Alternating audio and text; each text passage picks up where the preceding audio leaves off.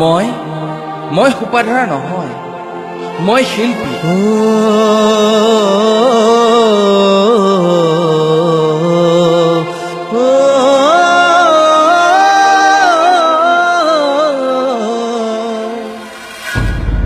মোৰ মোনাখনত মোৰ গগনাটো পৰি আছে, এবাৰ মই বজাই দিওঁ, তেতিয়া তহঁতে বুজিবি মই সোপাধৰা নহয়, মই শিল্পী।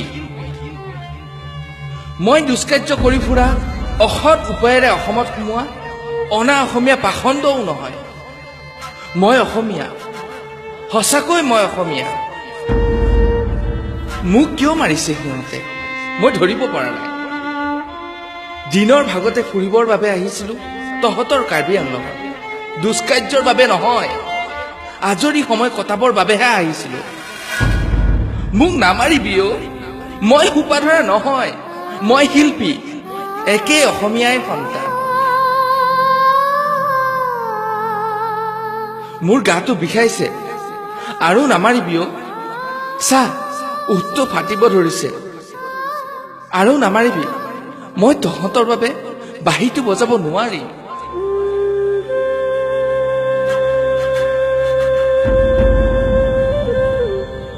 মোৰ ভৰিখনো ভাঙিলি তহঁতে, এতিয়াতো যাব দে, এবাৰ আমাক জীয়াই থাকিব দে। ভগৱান কি দুখ আমাৰ। ঘৰত আয়ে অপেক্ষা কৰি আছে আমাক চাবলৈ। সৌ সিদিনা ঠিক হোৱা অনুষ্ঠানতো সংগীত পৰিৱেশন কৰিব আছে। তহঁতবোৰৰ অনুৰোধতে মঞ্চত গাব মন আছে ভূপেন্দ্ৰৰ গানৰ কলিত। মানুহে মানুহৰ বাবে যদিহে অকণো নেভাবে। লাহে লাহে আন্ধাৰ নামিছে, কিয় চাৰিওপিনে ধুঁৱলি কৰি আছে, আৰু কিমান সময় সহিম এই অত্যাচাৰ। আই ক্ষমা কৰিবি, মই আৰু ঘূৰি আহিব নোৱাৰিম।